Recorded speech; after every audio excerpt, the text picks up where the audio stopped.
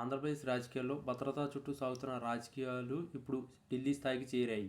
మాజీ ముఖ్యమంత్రి వైఎస్ జగన్మోహన్ రెడ్డి తన ప్రాణాలకు ముప్పు ఉందని పేర్కొంటూ తనకు గతంలో ఉన్న తరహాలోనే అత్యున్నత స్థాయి భద్రతను పునరుద్ధరించాలని కేంద్ర హోంమంత్రి అమిత్ షాకు లేఖ రాయడం ఇప్పుడు సర్వత్రా చర్చనీయాంశమైంది. ముఖ్యంగా దాదాపు 100 మంది భద్రతా సిబ్బందితో కూడిన భారీ బలగాన్ని కేటాయించాలని కోరుతూ రాసిన ఈ లేఖపై కేంద్రం నుండి వచ్చిన స్పందన ఇప్పుడు రాజకీయ వర్గాల్లో ఒక షాక్గా మారింది. జగన్ రాసిన ఈ లేఖలో తన పర్యటన సమయంలో భద్రతా లోపాలు తలెత్తుతున్నాయని, నిఘా వర్గాల వైఫల్యం వల్ల తన ప్రాణాలకు ముప్పు పొంచి ఉందని వివరించారు. సాధారణంగా మాజీ ముఖ్యమంత్రులకు మరియు హోదాకు బట్టే Z+ కేటగిరీ భద్రత ఉంటుంది. అయితే జగన్ మాత్రం తనకు ప్రత్యేకంగా 100 మంది సిబ్బందిని కేటాయించాలని కోరడం గమనార్హం. దీనిపై స్పందించిన కేంద్ర హోంశాఖ అత్యంత ఆశ్చర్యకరమైన నిర్ణయం తీసుకున్నట్లు సమాచారం.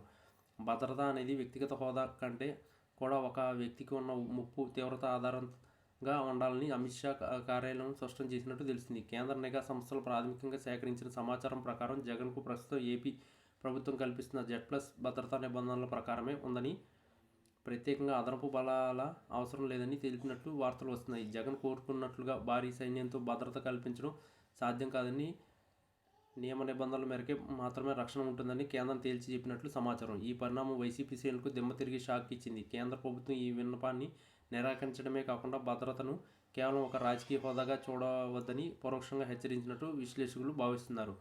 ప్రస్తుతం ఉన్న కూటమి ప్రభుత్వం జగన్ భద్రతను ఉద్దేశపూర్వకంగా తగ్గిస్తుందని వైసీపీ నేతలు ఆరోపిస్తుంటే, ప్రభుత్వం మాత్రం నిబంధనల మేరకే వ్యవహరిస్తున్నామని చెబుతుంది. ఈ క్రమంలో జగన్ నేరుగా అమిత్ షాకు లేఖ రాయడం, అక్కడ కూడా ప్రతికూల ఫలితం రావడం ఆయనకు రాజకీయంగా ఇరకాటంలో పడేసినట్లయింది. భద్రతా సిబ్బంది సంఖ్యను పెంచాలని కోరడం ద్వారా తన ప్రాధాన్యతను చాటుకోవాలని చూసిన జగన్కు కేంద్రం నుండి వచ్చిన ఈ స్పందన గట్టి ఎదురుదెబ్బగానే కనిపిస్తుంది. ఈ పరిణామం ఏపీ రాజకీయాల్లో కొత్త జట్టుకు దారితీసింది.